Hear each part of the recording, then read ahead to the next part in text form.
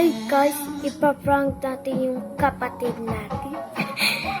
Maganda tong prank na to, parang pangulto na sa gabi. Let's go! Ito tayo guys. Laro-laro siya ng luto-lutuan guys.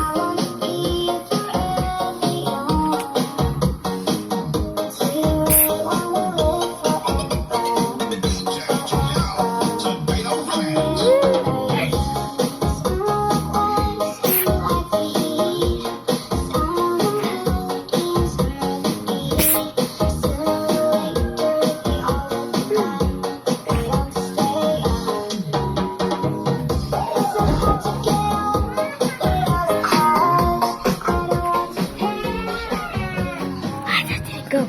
Kuya na to. Ah! Sa prank lang.